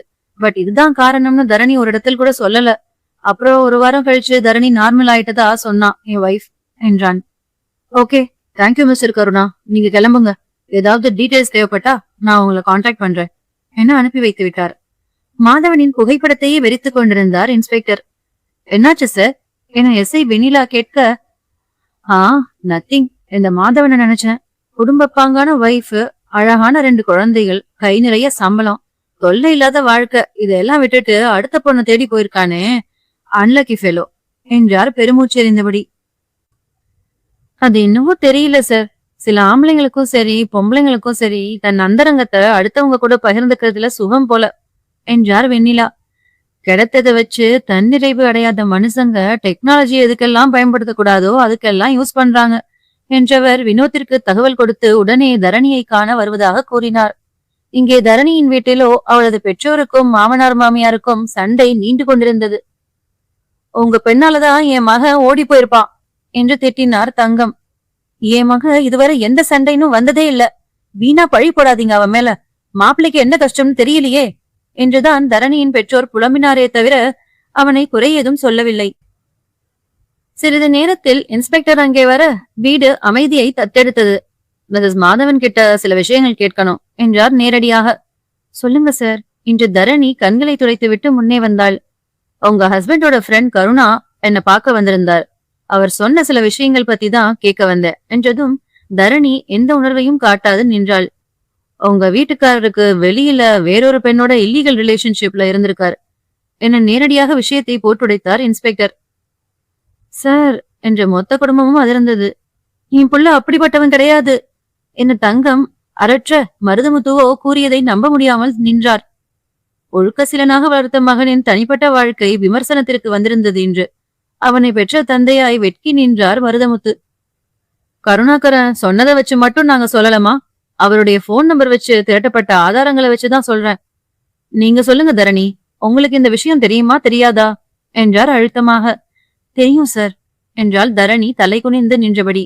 வினோத் தமக்கையை அதிர்ச்சியாக பார்த்தான். அவளின் அன்னையோ வாயை மூடிக்கொண்டு அழுதார். ஏன் இத நீங்க உங்க வீட்டுல சொல்லல? ஃபர்ஸ்ட் டைம் அஃபேர் இருந்ததுதான் தெரியுமா, அல்லது இந்த தடவை வேறொரு பெண்ணோட தொடர்பு இருந்து அவங்கள பார்க்க கேரளா போனது தெரியுமா என்று கேட்க தங்கத்திற்கு மயக்கமே வந்துவிட்டது அதிர்ச்சியில். 2 பெண்களோடு தொடர்பா? மருதமுத்துவிற்கு தூக்கில் தொங்கிவிடலாமா என்றிருந்தது. முதல் தடவை பேஸ்புக்ல பேசிட்டு இருக்கும் போதுதான் நான் கண்டுபிடிச்சு கேட்டப்ப மன்னிப்பு கேட்டார் என்றால் அமைதியாக. உணர்வு 7. தரணி மாதவனுக்கு வேறொரு பெண்ணுடன் தொடர்பு இருந்தது தெரியும் என்று கூற குடும்பத்தினர் அவளை அதிர்ந்து நோக்கினர். இந்த விஷயத்தை ஏன் உங்க வீட்டுல சொல்லலாமா என கேட்டதும் தன் அன்னையை இதழ் விளைந்த புன்னகையுடன் பார்த்தாள். அப்படி சொல்லி இருந்தா என்ன நடந்திருக்கும்னு நீங்க எதிர்பார்க்கறீங்க சார் என்று பதில் கேள்வி கேட்டாள். என்னம்மா இப்படி கேக்குறீங்க? உங்க வீட்டுல உங்களுக்கு சப்போர்ட் பண்ணி மாதவனை கண்டிச்சிருப்பாங்களே என்றார் ஆதங்கமாக. மாதவன் வீட்டை பொறுத்தவரை அவர் ஒரு நல்ல மகன். என் வீட்டை பொறுத்தவரை அவர் ஒரு ஆகச்சிறந்த மருமகன். எந்த விதத்திலும் குறை சொல்ல முடியாத மனிதன். அப்படியே இத சொல்லியிருந்தாலும் அவங்க சொல்ல போற ஒரே விஷயம் என்னன்னா, கொஞ்சம் அனுசரிச்சு போ, பிள்ளைங்க இருக்கு, அவங்களுக்காக பாரு, அன்பா சொல்லி புரியவை, புரிஞ்சு பாரு, இப்படியான பதில் தான் வந்திருக்கும் என்றால் விரக்தியாக. அக்கா, என்கிட்ட ஒரு வார்த்தை சொல்லிருக்கலாமே என்று வினோத் ஆதங்கமாக கேட்க, நீயும் ஆதாரம் கிடைச்ச பிறகுதானே இத சொல்ற? அவர் ஒரு நம்பருக்கு மட்டும் அடிக்கடி பேசியிருக்காருன்னு தெரிஞ்ச ஒரு ரியாக்ஷன் என்னவா இருந்தது என்றால் அழுத்தமாக. வினோத் தலை குனிந்து நின்றான். அவள் கூறுவது உண்மைதானே? ஆதாரம் கிடைத்த பிறகு கூட மாதவன் மேல் தவறு இருக்காது என்றுதானே நம்பினோம் என்று நொந்து கொண்டான். இன்ஸ்பெக்டர் எழுந்து நின்றார். கிடைத்த தகவல் மூலமா ஒரு விஷயம் தெரியுது. ஒண்ணு, மாதவன் தொடர்பு வச்சிருந்த பொண்ணோட ஓடி போயிருக்கணும், இல்ல அவங்க அவரை ஏமாத்தி கடத்தி இருக்கணும். அப்படி கடத்தி இருந்தா இந்நேரம் அவங்க கிட்ட இருந்து பணம் கேட்டு மிரட்டல் வந்திருக்கலாம். ஆனா இதுவரைக்கும் அனானிமஸ் கால் எதுவும் வரல. சோ மாதவன் தெரிஞ்சே உங்களை விட்டுட்டு அந்த பொண்ணு கூட போயிருக்கலாம் என்றார். தங்கமோ கண்ணீரை துடைத்து கொண்டே, இல்ல இல்ல அப்படி இருக்காது, அவன் பிள்ளைங்களை விட்டு இருக்க மாட்டான், என் மகனை யாரோ கடத்திட்டு தான் போயிருக்கணும் என்றார் ஆணித்தரமாக. நானும் உறுதியா சொல்லலமா, இது போலவும் நடந்திருக்கலாம்னு தான் சொன்னேன் என்றவர், உங்களுக்கு ஏதாவது இன்ஃபர்மேஷன் கிடைச்சா சொல்லுங்க என்று கூறிவிட்டு விடை பெற்றார். தரணி தங்கத்தையும் மருதமுத்துவையும் அழுத்தமாக பார்த்தவள், நீங்க உங்க பேர பிள்ளைகளை எப்போ வேணும்னாலும் பார்க்க வரலாம், போகலாம், இப்போ நீங்க ஊருக்கு கிளம்புங்க என்றாள். தங்கம் அதிர்ந்தவராய், என் மக எங்க இருக்கான்னு தெரியாம நான் எங்கேயும் போக முடியாது என்று சொல்ல, அப்போ ஏதாவது ஹோட்டலோ லாட்ஜோ பார்த்து தங்கிக்கங்க என்றாள் விட்டேற்றியாக. நீ என்னம்மா பேசுற? என் மகன் தப்பு பண்ணிட்டான் தான், அதுக்காக எங்களை வீட்டை விட்டு போக சொல்லுவியா? இது என் மகன் லீஸுக்கு எடுத்த வீடு, நாங்க போக முடியாது என்று கத்தினார் மருதமுத்து. மன்னிச்சிடுங்க, அந்த லீஸுக்கு பணம் மொத்தமும் ஏன் சேவிங்ஸ், ஐ மீன் நான் சுயமா சம்பாதிச்ச பணத்திலிருந்து எடுத்தது. இப்போ கிளம்புறீங்களா என்றால் வாசலின் புறமாக கை நீட்டி. ஏய், என்னடி பேசுற? அவங்க உன் மாமனார் மாமியார் என்று அதட்டினார் அவளின் அம்மா. வாமா, உன்னைத்தான் எதிர்பார்த்த. மாமனார் மாமியார் தான், யார் இல்லைன்னு சொன்னது? அதுக்காக அவங்க வாய்க்கு வந்தபடி பேசுவாங்க, அத நான் கேட்டுட்டு இருக்கணும் இல்லையா?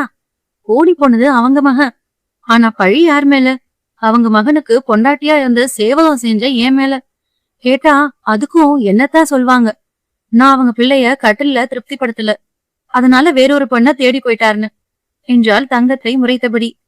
அதுக்காக அவங்கள இங்கிருந்து போக சொல்லுவியா என்று திட்ட, எனக்கு தேவை உன் நிம்மதி, மன அமைதி, ஒரு சின்ன ஆறுதல்.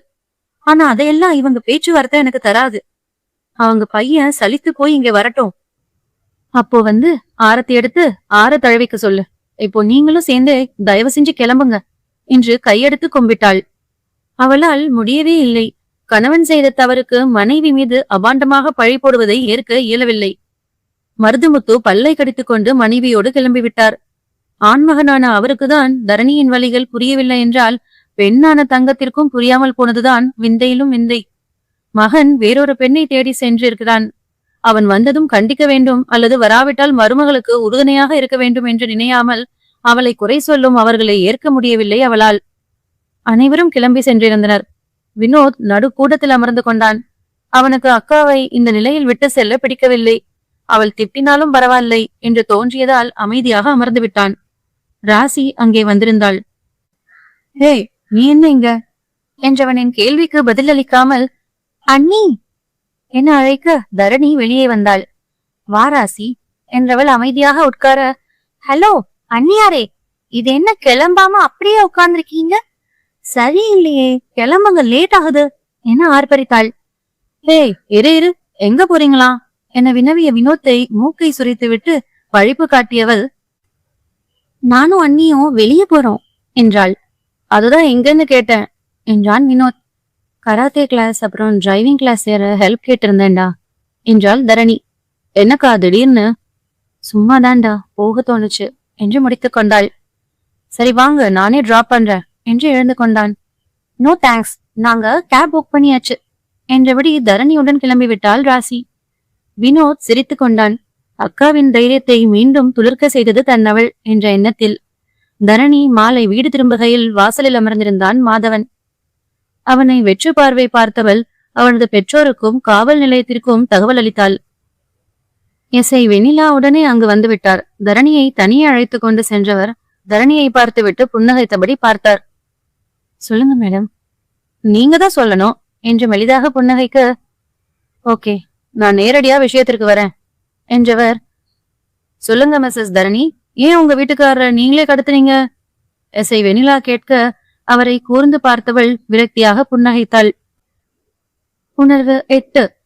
எஸ்ஐ வெண்ணிலா தரணியிடம் எதற்காக மாதவனை கடத்தினா என்று கேட்க விரக்தியாக புன்னகைத்தாள். தெரிஞ்சிருச்சா என்று கேட்ட தரணியின் குரலில் எந்தவித உணர்வும் இல்லை. நீங்க கம்ப்ளைண்ட் அந்த 2 நாள்ல கண்டுபிடிச்சிட்டோம். பட் நீங்க எந்த லெவல் வரைக்கும் போறீங்கன்னு தெரிஞ்சுக்கதான் இவ்வளவு நாள் காத்திருப்பு. உங்க கேஸ் சீக்கிரம் முடிய எனக்கு இருந்த ஆர்வமும் ஒரு காரணம். ஏன் இந்த பொண்ணு புருஷனையே கடத்தினா, எப்படி கடத்தினான்னு தெரிஞ்சுக்க தான் இவ்வளவு நாள் வெயிட்டிங் என்று பெருமூச்சறிந்தவர், சரி சொல்லுங்க, ஏன் கடத்தினீங்க என்றார். இவர்கள் பேசிக் கொண்டிருக்கும் போதே அங்கு மாதவனிடம் தங்கமும் மருதமுத்துவும் தனியாக பேசிக் கொண்டிருந்தனர். ஏண்டா தம்பி, இப்படி பண்ணலாமா? இது தப்பில்லையா என்று தங்கம் மூக்கை சிந்த மாதவனோ சோர்வாக பதிலளித்தான். தெரியாம செய்துட்ட.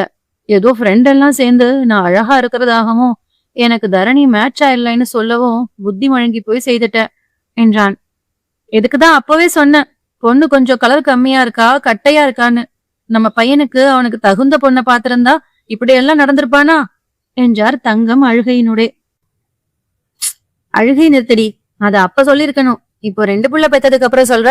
இந்த பாருடா தம்பி, ஏதோ கிரக கோளாறு, அதனால புத்தி கெட்டு போயிட்ட. இனிமேவாச்சும் ஒழுங்கா இரு, அந்த பொண்ணுகிட்ட மன்னிப்பு கேட்டு ஒழுங்கா வாழ்ற வழிய பாரு என்று அறிவுரை கூறினார் மருதமுத்து. சரிப்பா, இனிமே இந்த மாதிரி நடக்காது என அறைக்குள் புகுந்து கொண்டான். ஏய், அந்த பொண்ணு முன்னாடி பேசினதுக்கு சண்டை போடாத. ஏதோ கோவம் அதனால பேசிருச்சு. அனுசரிச்சு போக வேண்டியதுதான். இல்லாட்டி இவன் விஷயம் தெரிஞ்சா ஊருக்குள்ள தலை காட்ட முடியாது என மனைவியையும் எச்சரித்தார். ஆமா ஆமா, வீட்டை விட்டு வெளியே போக சொன்னவள மறுபடியும் தூக்கி வச்சு கொண்டாடணுமாக்கும். தங்கம் முடித்துக்கொள்ள, பொடி இவளே, இந்த பெண்ணா இருந்தவாசி வீட்டை விட்டு போங்கன்னு அமைதியா சொல்லிடுச்சு. இதுவே வேற ஆளா இருந்தா நடுத்தெருவுல நிக்க வச்சு நாக்கு பிடுங்கிக்கிற மாதிரி கேள்வி கேட்டிருப்பா என்றார் மருதமுத்து.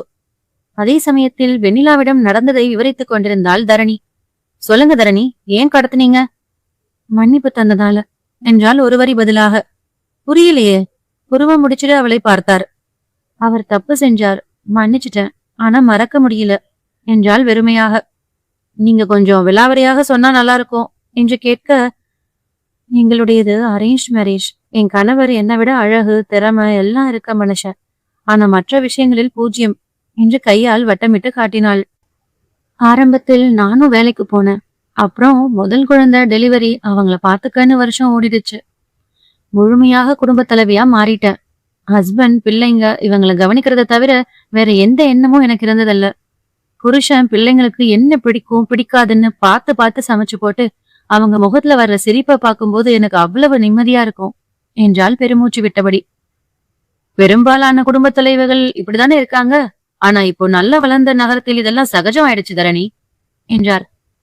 வளர்ந்த நகரங்கள் மட்டுமே உலகம் இல்ல மேடம். கிராமம் நகரம் எல்லாம் சேர்ந்ததுதான் இந்த உலகம். பொண்ணுங்களோ பசங்களோ அவங்க உணர்வுகளை காயப்படுத்துற விஷயத்த ஏத்துக்க மாட்டாங்க. அதே போல எல்லாரும் இந்த மாதிரியான விஷயத்த ஈஸியா எடுத்துக்க மாட்டாங்க. என்னாலையும் ஈஸியா எடுத்துக்க முடியல என்றவள், ஒரு வகையில நீங்க சொன்னது உண்மைதான் மேடம். ஏன்னா நம்ம வீட்டுக்காரர் நமக்காக தான் இவ்வளவு கஷ்டப்படுறாருன்னு ஒவ்வொரு விஷயத்திலும் பார்த்து பார்த்து செய்வேன். எனக்குதான் எவ்வளவு நல்ல வாழ்க்கைன்னு சந்தோஷப்பட்ட நேரத்துல அவரோட போன் தந்தது ஒரு அதிர்ச்சி என்று நிறுத்தினாள். அப்படி என்ன இருந்தது என்று கேட்க, அவருடைய மெசஞ்சர்ல ஒரு message, baby I want kiss you இமீடியட்லின்னு. அதுக்கு கீழே ஒரு பொண்ணோட லிப்ஸ்டிக் தடவினா உதடு முத்தமிடுவது போல. ஒரு நிமிஷம் எனக்கு உலகமே நின்றுடுச்சு. நானும் நினைச்சேன், ஒருவேளை தப்பா நம்பர் மாத்தி அனுப்பியிருப்பாங்களோன்னு. மேல ஸ்க்ரால் பண்ண பண்ண 2 பேரும் பேசிக்கிட்ட அத்தனை மெசேஜும் இருந்தது. அவரை கூப்பிட்டு நியாயம் கேட்டேன். மறைக்க முடியல என்னால. ஏன் இப்படி செய்தாருன்னு தெரிஞ்சுக்க ஆவல்.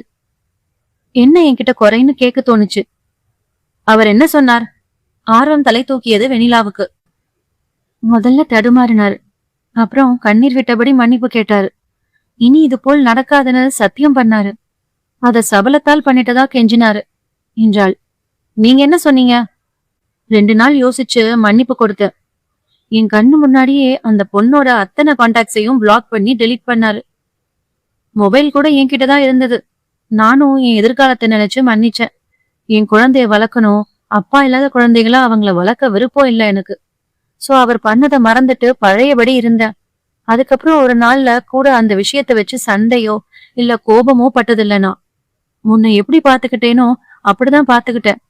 ஆனா மறுபடியும் அதே தப்பு செய்யும் போது கண்டிச்சேன். மறுபடியும் அதே தப்பா? அதிர்ந்தார் வெண்ணிலா. உணர்வு 9. மாதவன் மறுபடியும் அதே தவறை செய்ததாக கூற வெண்ணிலா அதிர்ந்து பார்த்தார் அவளை. மறுபடியும் அதே தப்பா என்க, ஆமா, போன்ல பேசுனா கண்டுபிடிச்சிருவேன்னு நினைச்சு சார் அபார்ட்மெண்ட்ல கிரவுண்ட் ஃப்ளோர்ல இருந்த பொண்ணு கூட நைட்ல டெரஸ்ல மீட் பண்ணி பேசியிருக்காரு.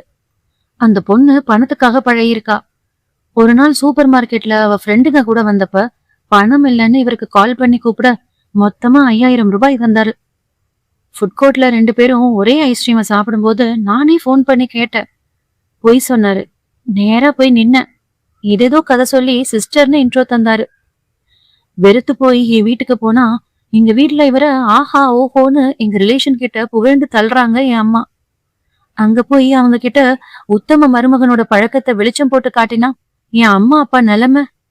இத காரணம் காட்டி நான் வாழா வெட்டியாக போய் நின்னா என் தம்பி அப்புறம் பிள்ளைங்களோட எதிர்காலம்னு நினைச்சு பல்ல கடிச்சிட்டு இருந்தேன். 2-3 வருஷம் ரொம்ப நல்லாவே போச்சு. அப்புறம் ஆனா போன மாசம்தான் தெரிஞ்சது அவர் இன்னும் திருந்தவே இல்லைன்னு. எப்படி? இப்போ மீட் பண்ண போனாரே ஸ்வப்னா, ஐ மீன் பழகிட்டு இருந்தாரே ஸ்வப்னா, அந்த பொண்ணோட ஹஸ்பண்ட் என் வீட்டுக்கு வந்திருந்தாரு. என் ஹஸ்பண்ட் கிட்ட தன்னுடைய பொண்டாட்டிய விட்டுடுங்கன்னு கேட்க வந்திருந்தாரு மனுஷன். எந்த காலத்திலும் இப்படி ஒரு ஆளான்னு தோணுச்சு. மாதவன் போல சபல புத்தி உள்ள ஆம்பளைங்களுக்கு மத்தியில இப்படி உறவுக்கு மரியாதை தர்ற மனுஷனும் இருக்காரேன்னு ஆச்சரியம். மாதவனை மட்டும் வரவிடாமல் தடுத்துட்டா தன் மனைவிய சரி பண்ணிக்கிறதா கெஞ்சினாரு. ஆனா எனக்கு மனசு ஆறல என்றதும் வெண்ணிலா எதிர்பார்ப்புடன் பார்த்தாரு. உதவி கேட்டு வந்த அவர்கிட்டயே ஹெல்ப் கேட்டேன். ரொம்ப நேரம் யோசிச்சு சரின்னு ஒத்துக்கிட்டாரு. என்ன உதவி என்று அவசரமாக கேட்க, அவங்க 2 பேரும் மீட் பண்ண போன அதே நாளில் அவங்கள கடத்தி சித்திரவதை செய்யணும்னு கேட்ட என்றாள். அவள் கண்ணில் தெரிந்த ஆற்றாமை வெண்ணிலாவையே ஒரு கணம் ஆட வைத்தது. என்னம்மா சொல்ற? பதறி கேட்க, ஆமா மேடம், சித்திரவதைதான்.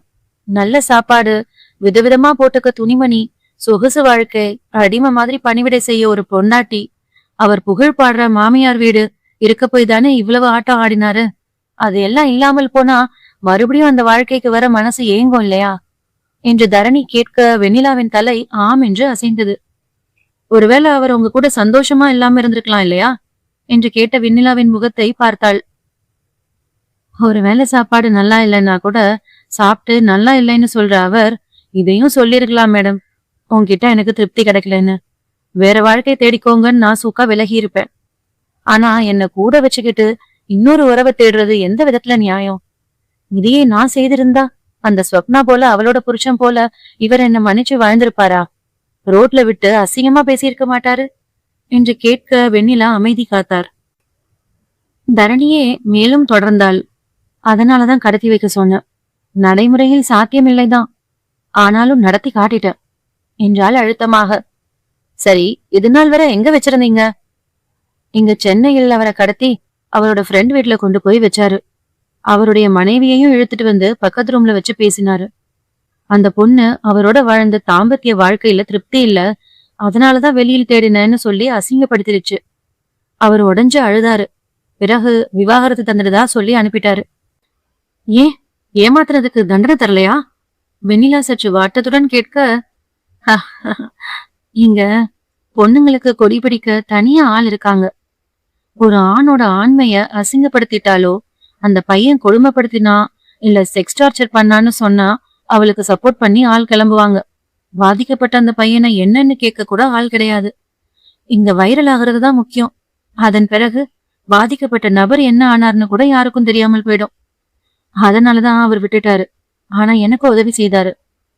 யாருமா அவரு? எனக்கே பார்க்கணும் போல இருக்கு என்று வெண்ணிலா புன்னகைக்க, கடவுள். கடவுளை பார்த்தது வெளியே சொல்ல மாட்டாங்க மேடம், அதனால நானும் அவர் யாருன்னு சொல்ல மாட்டேன் என்றாள் தீர்க்கமாக.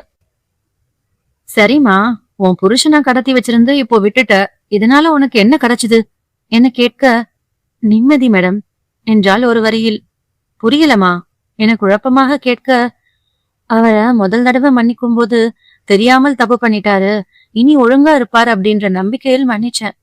அது 3வது தடவையா தொடர்ந்தப்ப என் நம்பிக்கை உடைஞ்சு அவருக்கு மன்னிப்பு கொடுத்ததால மன உளைச்சலுக்கு ஆளாகிட்டேன்.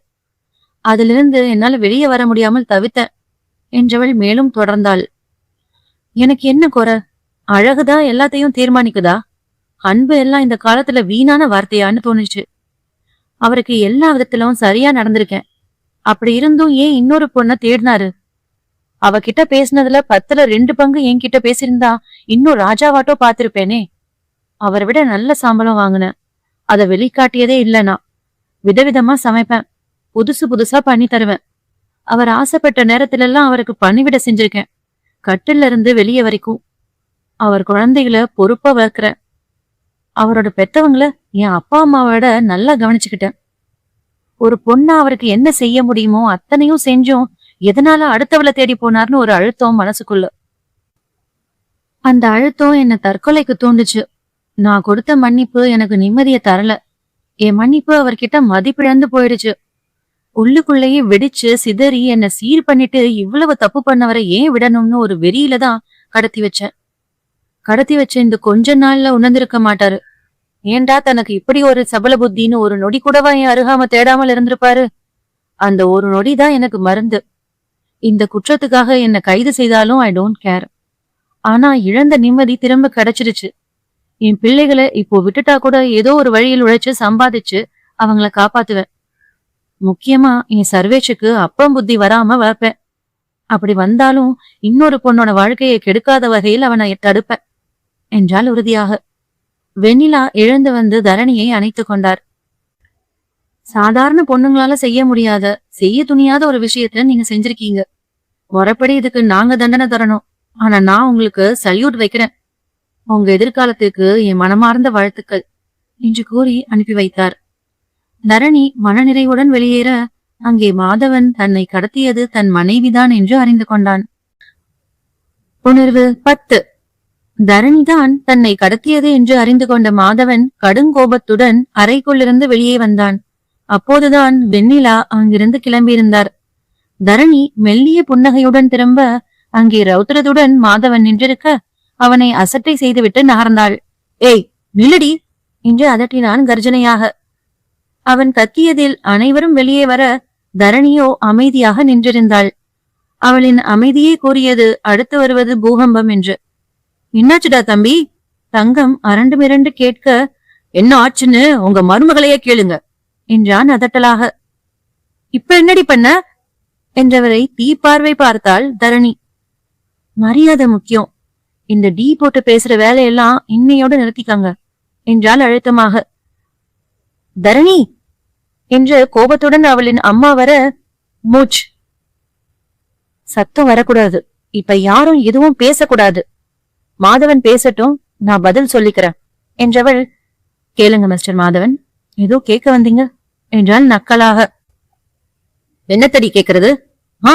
நீ இவ்வளவு திமிர் பிடிச்சவளா என்று திட்ட மருதமுத்துவோ பொறுக்க மாட்டாமல், இப்ப என்ன நடந்ததுன்னு சொல்ல போறியா இல்லையாடா என்றார் மகன். ஏதாவது ஏடாகுடமாக பேசி குடும்ப வாழ்க்கையை கெடுத்துக் கொள்வானோ என்ற பயம் அவரிடத்தில். அவரை பொறுத்தவரை தரணி மீது சில கோபங்கள் இருந்தாலும் நல்ல பெண், பொறுமைசாலி, புத்திசாலியும் கூட. இவளை விட பொருத்தம் தன் மகனுக்கு எவரும் இலர் என ஆணித்தரமாக நம்பினார். அப்பா, என்ன கடத்தினதே இவதான்ப்பா என்றான் எரிச்சலுடன். மொத்த குடும்பமும் அவளை அதிர்ச்சியுடன் பார்த்தது. தரணி அதற்கெல்லாம் அசரவே இல்லை. ஒரு முடிவுடன் இருப்பவளை யார் என்ன செய்துவிட முடியும் என்று திடமாகவே நின்றிருந்தாள். இந்த விஷயத்தை யாரு ஸ்வப்னா சொன்னாளா என்று கேட்டதும் அவனுக்குள் பயப்பந்து உருண்டது. ஆனாலும் தைரியத்துடன் நின்றான். மனைவியை கொஞ்சம் தாஜா செய்து அவள் போன மாதம் கேட்ட மைக்ரோ அவனை வாங்கி கொடுத்து ஒரு நாள் முழுவதும் வெளியே சுற்றி காட்டினால் தன் தவறை மறந்து விடுவாள் என்ற தைரியம் அவனுக்குள் இருந்தது. யார் ஸ்வப்னா? என்ன கதை விடுற என்று அதட்ட, ஓ, உங்களுக்கு ஸ்வப்னா யாருன்னே தெரியாதல்ல, நான் வேணும்னா நினைவுபடுத்தவா என்று எல்லலாய் கேட்டவள் தன் அறை சென்றாள். சிறிது நேரத்தில் வெளியே வந்தவள் தனது கைப்பையிலிருந்து அத்தனை ஆதாரங்களையும் கொட்டினாள். இது நீ முதல்ல சேட் பண்ணியே அவளோட பேசினது, அவளுக்கு நீ அனுப்பின போட்டோஸ். பயப்படாத, ரொம்ப அந்தரங்கமான, ஐ மீன் ட்ரெஸ் எதுவும் போடாம அனுப்பியதெல்லாம் டெலீட் பண்ணிட்டேன். பட் பென் டிரைவ்ல தனியா வச்சிருக்கேன். டெக்னாலஜிய உனக்கு மட்டும்தான் யூஸ் பண்ண தெரியுமே நினைச்சியா என்றால் வெறுப்பாக. இது உன் பேங்க் டீடைல்ஸ், கீழ் ஃப்ளோர்ல இருந்த பொண்ணுக்கு செலவு பண்ணதுக்கான ஆதாரம். இது ஸ்வப்னா கூட கேரளா போக புக் பண்ண பிளைட் டிக்கெட், போட் ஹவுஸ் புக்கிங்கான ரெசிப்ட், கடைசியா நீ வாங்கி வச்ச காண்டம் வரைக்குமான பில் கூட இருக்கு என்று தூக்கி போட்டாள். தரணியின் அம்மா முகத்தை அருவருப்பாக வைத்துக் கொண்டு, தரணி வாடி போலாம், இவன் கூட இனி என்ன கருமத்துக்கு நீ வாழணும், நல்ல வக்கீலா பார்த்து டிவோர்ஸுக்கு அப்ளை பண்ணுவோம் என்றார் வெறுப்பாக. அத என்று அலறியவனை ஏதோ அசிங்கத்தை கண்டால் போல் முகத்தை சுளித்து, என்னடா அத்த, செருப்பு பிஞ்சிடும் நாயே, நானும் ஊர்ல வரவுல ஏதாவது பேசுவாங்களே, என் மக தனியா நின்னுடுவாளேன்னு தான் உன் கூட வாழ வைக்க பேசின. ஏண்டா நீ ஊரா மேய போவ, என் மக உனக்கு ஆக்கி போட்டு துவைச்சு போட்டு வாழணுமா? அப்படி ஒரு அவசியமும் இல்ல என்று கொந்தளித்தார். எம்மா சரஸ்வதி என்று தரணியின் தந்தை அதிர, அட நீங்க சும்மா கிடங்க, இவன் போய் ஒவ்வொருத்திக்கிட்டையா குடும்பம் நடத்தி விட்டு வருவான். என் மக இவன் எவன் கூட இருக்கானோன்னு கவலைப்பட்டுக்கிட்டே கிடக்கணுமா? அப்படி ஒரு வாழ்க்கைய வாழ்ந்தா என்ன, வாழாட்டி என்ன? ஏன் பெத்த மகளுக்கு சோறு போட கூடவா வக்கத்து போய் கிடக்கும் என்றாள் கோபத்துடன். ஏமா, நீதானே ஊர் பேசும் உறவு பேசும்னு பயந்து அக்காவை பேசாத பேச்சு பேசின என்றான் வினோத் பொறுக்க மாட்டாமல். ஆமாடா, பயந்தேன்தான். எல்லா பெத்தவளுக்கும் இருக்கிற பயம்தான் எனக்கும். ஏன் என்ன பெத்தவ கிட்ட நான் போய் நின்னாலும் இதே மாதிரிதான் நினைப்பா. என் மகளே தைரியமா அவனுக்கு தண்டனை கொடுக்கும் போது இனி ஜான் போனா என்ன, முழம் போனா என்ன? தரணி நீ வாடி, அம்மா நான் இருக்க என்றார் சத்தமாக. அப்படியெல்லாம் விட்டுட முடியுமா சம்பந்திமா? பிள்ளைங்க வாழ்க்கைய நினைக்கணும் இல்லையா? தங்கம் இறங்கி வந்தார். அதுக்காக உன் மகன் எந்த வப்பாட்டி வீட்டுல இருக்கானோன்னு கவலைப்பட்டுக்கிட்டே கிடக்கணுமா? என் மக ஏதோ மருமக சூதாட்டத்துல காசு தொலைச்சிட்டாரு, அட காசு தானே சம்பாதிச்சுக்கலாம்னு தைரியம் தரலாம். அட இல்லையா குடிக்கிறாரு, அத திருத்தி வாழலாம்னு நினைக்கலாம். ஆனா இது காலத்துக்கும் போகாத தீராத வியாதி மாதிரி என்றார் எரிச்சலாக. என்னமா அதிசயமா சப்போர்ட் எல்லாம் பண்ற? இப்போதும் இகழ்ச்சி புன்னகை தரணியிடத்தில். தப்பு தாண்டி, ஊரை பார்த்தனா என் மக மனசையும் பாத்திருக்கணும். நீ வேறொருத்தி கூட இந்த ஆள் தொடர்பு வச்சிருக்காருன்னு சொன்னப்ப ஏதாவது தப்பான தகவலா இருக்கணும்னு தான் வேண்டிக்கிட்டேன். இப்போ நீயே கடத்தி இருக்கணும் போது எவ்வளவு வேதனையை அனுபவிச்சு இப்படி செஞ்சிருப்ப. நீ ஒன்னும் புருஷன் கேக்குறான்னு தாசி வீட்டுக்கு கூடையில தூக்கிட்டு போக புராண காலத்துல வர பொண்ணு கிடையாது. அப்போதுல இருந்து இப்போ வரைக்கும் ஆம்பளை தறிக்கிட்டு போக இது மாதிரிதான காரணம் சொல்லி தப்பிக்கிறாங்க. என்ன செஞ்சாலும் பொறுத்து போவான்னு தானே இவ்வளவு ஆட்டம் ஆடுறாங்க என்று பேசிய பேச்சில் ஒருவரும் வாய் திறக்கவில்லை. போதும்மா, இது போதும். உன்ன மாதிரி பொண்ணுங்களுக்கு சப்போர்ட் பண்ற அம்மாக்கள் இருந்துட்டாலே பாதி பொண்ணுங்க நிம்மதியா இருப்பாங்க என்றால் நிறைவாக. அம்மாடி, ஒரு தடவை யோசிமா. தங்கம் மகனுக்காக தரணியிடம் கெஞ்சினார். அவளுக்கு பிறந்த வீடு ஆதரவு கிடைத்து விட்ட பீதியில். I am sorry Dharani, really sorry. மெதுவான குரலில் மன்னிப்பு கேட்டான் மாதவன். உணர்வு 11. I am sorry, really sorry Dharani. இனிமே இந்த தப்பு நடக்காது என்று கெஞ்சினான் மாதவன். நானும் மனித பிறவின்றதுக்கான அடையாளமா எத்தனையோ தடவை உங்களை மன்னிச்சுட்டேன். ஆனா அந்த மன்னிப்பிற்கு மதிப்பில்லாத இடத்துல இத்தனை நாளும் என்ன நீங்க வச்சிருக்கீங்கன்னு நினைக்கும் போது மனம் வெறுத்து போயிடுச்சு. அதுக்காக கடத்தி வச்சு இப்படி வார்த்தைகள் வரவில்லை அவனுக்கு.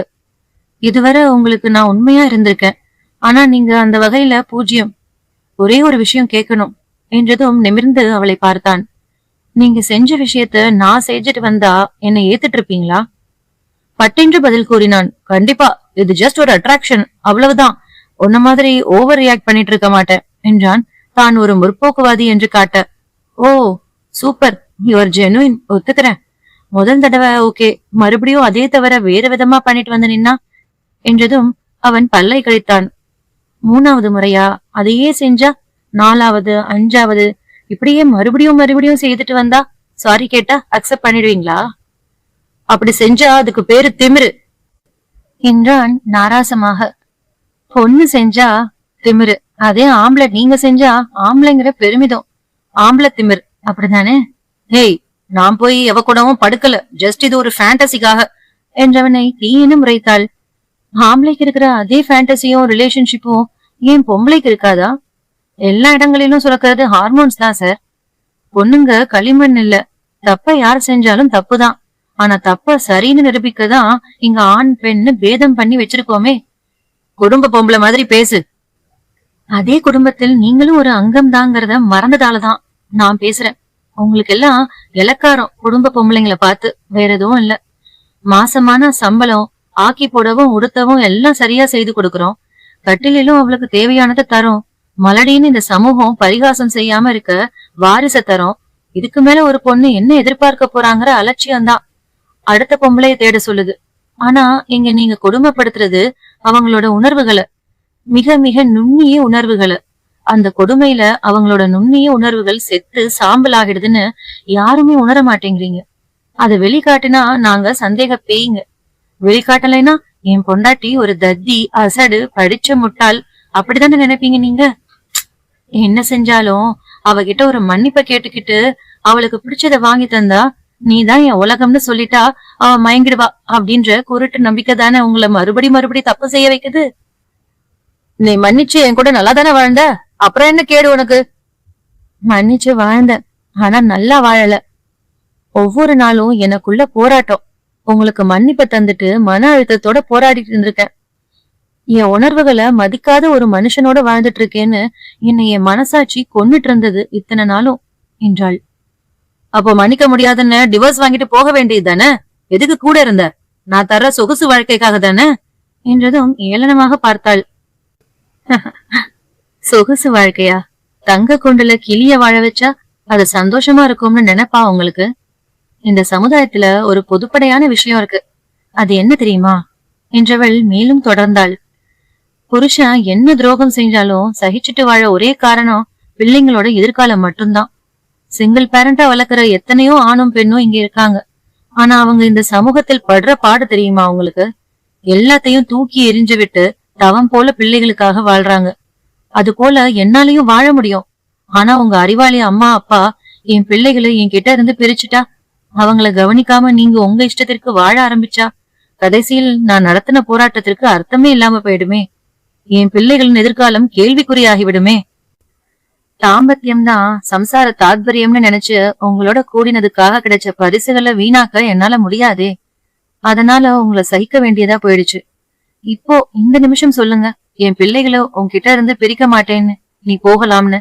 தாராளமா வெளியே போவேன் என்றால் அழுத்தமாக.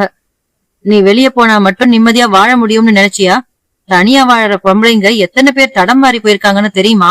அப்படியே நீ உத்தமையா வாழ்ந்தாலும் இந்த ஊர் உலகம் உன்னை நல்லவன்னு சொல்லிடுமா? மாதவன் அடங்காமல் கேட்க, அவனை கண்டு நக்கலாக சிரித்தவள், உண்மைதான், நிச்சயம் வாழ விடாது. நிறைய காமவெறி பிடித்த ஜென்மங்கள் என்ன அணுகதான் செய்யும். அதை எப்படி எதிர்கொண்டு வாழ்றதுன்னு எனக்கு நல்லாவே தெரியும். அப்புறம் இந்த உலகத்துல எத்தனையோ பொண்டாட்டியோட உணர்வுகளுக்கு மதிப்பளித்து வாழ்ற ஆம்பளைங்களும் இருக்கதான் செய்யறாங்க. அதுல ஒருத்தர் கூடவா என்ன அக்காவா தங்கையா தோழியா நினைச்சு பாதுகாக்க மாட்டாங்க? அது போக அடுத்தவங்க வந்துதான் என்ன பாதுகாப்பாங்கன்னு நான் எதிர்பார்க்கவும் மாட்டேன் என்றவள் அழுத்தமான பார்வையுடன். எல்லா ஆம்பளைங்களும் கெட்டவங்களும் கிடையாது, அதே சமயம் எல்லா பொண்ணுங்களும் நல்லவங்களும் கிடையாது. ஏன் உங்க கூட பழகின அந்த பொண்ணும் ஒரு ஆணோட மனைவி தானே? அவ அவருக்கு துரோகம் செய்யல? அப்போ பாதிக்கப்படுறது அந்த ஆணும் தானே? என்னைக்கும் நல்லவங்களுக்கு நல்ல துணை அமையறது கஷ்டம் தானே? 1000த்துல 1 அது போல அமையும். அந்த 1000த்துல ஒருவனா உங்களை நினைச்சு நான் வாழ்ந்தது தப்புன்னு எனக்கு காட்டிட்டீங்க என்றாள். கடைசியா உன் முடிவுதான் என்ன என்றான் கோபத்துடன். இனி வாழ்வேன், ஆனா உங்க மனைவியா இல்ல, என் பிள்ளைகளுக்கு அம்மாவா. காமத்தை வெளியில் தேடி அலைந்த மனுஷனுக்கு காதலை தர நான் தயார் இல்ல. ஆனா என் கடமையிலிருந்து என்னைக்கும் தவற மாட்டேன் என்றாள் உறுதியுடன். அவள் உறுதியில் மாதவன் மலைத்து நின்றான். இப்போ முடிவா என்னதான் சொல்ற? சுதாரித்து நின்றவன் கேட்க, எல்லாத்தையும் முடிச்சுக்கலாம்னு சொல்ல வர. ஆனா நிச்சயமா உறுதியா விவாகரத்து தரமாட்டேன். நீங்க இன்னொரு கல்யாணம் பண்ணிக்க நினைச்சா அதுக்கு தடையா வருவேன். காமத்தை வெளியில் தானே தேடுனீங்க, இனியும் தேடிக்கங்க. ஆனா அதுக்கு பிரதிபலனா என்னவெல்லாம் அனுபவிக்க வேண்டி வருமோ அத்தனையும் அனுபவிப்பீங்க என்றவள். இப்போ முடிவு உங்க கையில. வீட்டை விட்டு வெளியே போகணுமா? தாராளமா போகலாம், வாசல் திறந்தே இருக்கிறது என்று கை காட்டினாள். நூலிருந்த பட்டம் போல் ஆனான் மாதவன். இனி தரணியோடு அவன் இருந்தாலும் அங்கே உள்ள குப்பை போலதான் அவளுக்கு. மாதவனின் பெற்றோர் வேறு வழியின்றி கிளம்பி விட்டனர். இனி உன் வாழ்வாயிற்று நீ ஆயிற்று என்ற மருதமுத்து எப்போதாவது வீடு வந்தால் பெற்ற கடமைக்கு உணவளிப்பதாக கூறிவிட்டு சென்றார் மனைவியுடன். வினோத் தரணியை பிடிவாதமாக தன் வீட்டில் இருக்கும்படி கேட்க தரணி மறுத்துவிட்டாள். வீட்டை விட்டு வர அளவுக்கு நான் எந்த தப்பும் செஞ்சிடல வினோ, இதுதான் என் வீடு என்றவள் தன் வேலையை கவனிக்க சென்று விட்டாள். உனக்கு எப்போதும் நாங்கள் துணை இருப்போம் என்று தரணியின் பெற்றோர் உறுதியளிக்க நிறைவாக அவர்களை அனுப்பி வைத்தாள். மாதவன் தலை குனிந்து நின்றிருந்தான். உணர்வு 12. மாதவன் செய்வதறியாமல் திகைத்து நின்றிருந்தான். பள்ளி முடிந்த பிள்ளைகள் அப்பா என்று ஓடி வந்தன. எங்கப்பா போனீங்க? நாங்க உங்களை ரொம்ப தேடினோம் என்று விஜயிடம் பதில் சொல்ல முடியவில்லை அவனால். போய் கை கால் கழுவிட்டு வாங்க என்றதும் இருவரும் அவர்கள் அறைக்குள் சென்றுவிட தரணி அவனை பார்த்தாள். உனக்கும் ஒரு பொண்ணு இருக்கு, நாளைக்கு அவளுக்கும் கல்யாணம் நடக்கும். உன்ன மாதிரியே அவளுக்கும் ஒரு துணை கிடைச்சா நீ தாங்குவியா என்றதும், தரணி என்று குரலை உயர்த்த, ஓரத்தம் இல்லையா, அதான் எகிர்ற. ஆனா அடுத்தவங்க வீட்டு பொண்ணு தானே, என்ன இவ்வளவு கீழ்த்தரமா நடத்திருக்க என்றதும் தானாக வாயை மூடிக்கொண்டான் மாதவன். கடவுள் புண்ணியத்துல என் மகளுக்கு அந்த சூழல் வரக்கூடாது, அப்படியே வந்தாலும் என் மகளுக்கு துணைய நான் நிற்பேன் என்றவள் போய்விட்டாள். அலுவலகத்திலும் இந்த விஷயம் தெரிந்திருக்கும், அதனால் அங்கேயும் தலை காட்ட முடியாது. இனி என்ன செய்வது என்ற குழப்பத்தில் இருந்தாலும் அலுவலகத்திற்கு சென்றான். அவனின் மனமோ இனி இவளோடு இருக்கக்கூடாது என்று கூலுரைத்துக் கொண்டது. கருணாகரன் தான் அவனை பார்த்தான் முதலில். வாங்க மிஸ்டர் மாதவன். மரியாதையான அழைப்பு அவனிடத்தில் இருக்க மாதவனின் முகம் சுருங்கியது. டேய் என்னடா நீயே என்று உரிமையாக பேச வந்தவனை தடுத்துவிட்டு, சாரி சார், எங்க மேனேஜர் டிரான்ஸ்பர் வாங்கிட்டாரு, சோ அது வரைக்கும் நான் தான் இங்க இன்சார்ஜ். நீங்க மறுபடியும் வந்தா உங்க டெர்மினேஷன் லெட்டரை தர சொன்னாங்க, உள்ள வந்தா ஃபார்மாலிட்டிஸ் முடிச்சிடலாம் என்றான் முகத்தில் அடித்தார் போல. ஓ, ஓகே. என்ன எந்த காரணத்திற்காக டெர்மினேட் பண்றாங்க? நான் இங்க சின்சியர் ஒர்க்கர், அவ்வளவு ஈஸியா வெளியே போக சொல்ல முடியாது என்றவனிடம், நீங்க கம்பெனி பேரை உங்க பர்சனல் விஷயத்துக்காக தவறா யூஸ் பண்ணிருக்கீங்க, சோ இந்த டெர்மினேஷன் என்று அவனது பணி நீக்க ஆணை கடிதத்தை கொடுத்தான் கருணாகரன். தவறு செய்யும் போது கூடவே இருந்த நண்பன் இப்போது அந்த தவறினால் தானும் பாதிக்கப்படுவோம் என்று ஒதுங்கிக் கொண்டான். யூ ஆர் சோ செல்பிஷ் என்று திட்டிவிட்டு வெளியே வர, குடும்பத் தலைவன் சோ செல்பிஷா இருக்கிறதுல தப்பில்ல என்று முடித்துக்கொள்ள மாதவன் வேகமாக வெளியேறினான். அவனின் மேனேஜர் ரங்கபாஷ்யம் எதிர்பட்டார். மேனேஜரை கண்டதும் தானாக அவனின் தலை குனிந்தது. தப்பு செய்யும் போது தலை நிமிர்ந்து செஞ்ச உங்களுக்கு இப்போ ஏன் தலைகுனிவு mister Madhavan? Anyway, congratulation for your future Madhavan என்றவர், நீங்க தப்பா இதுவரை உணர்ந்தீங்களா இல்லையான்னு தெரியல, பட் ஒரு நிமிடமாவது நீங்க செஞ்சது தப்புன்னு உணருங்க என்றார். இன்னும் தலை நிமிரவில்லை மாதவனுக்கு. ரங்கபாஷ்யம் அவனை கண்டு கொள்ளவில்லை. தனது கைபேசியை எடுத்தவர், ஹலோ சார், டிவோர்ஸுக்கு அப்ளை பண்ணிருந்தேனே, நேம் ரங்கபாஷ்யம், என் மனைவி பெயர் ஸ்வப்னா. அதேதான், லீகலா நோட்டீஸ் அனுப்பிடுங்க. மியூச்சுவல் தான் என்றபடி போனார். மாதவன் அதிர்ச்சியாய் பார்த்தான். ஸ்வப்னா இவரின் மனைவி என்று இறுதியாக ஸ்வப்னாவிடம் பேசும்போதுதான் அவனுக்கு தெரியும். அதாவது தரணிதான் கடத்தினாள் என்று அவள் தகவல் தரும்போது தன் கணவன் ரங்கபாஷ்யம் என்பது பற்றியும் கூறியிருந்தாள். ஆனால் விவாகரத்து என்றதும் திடுக்கிட்டது அவன் மனம்.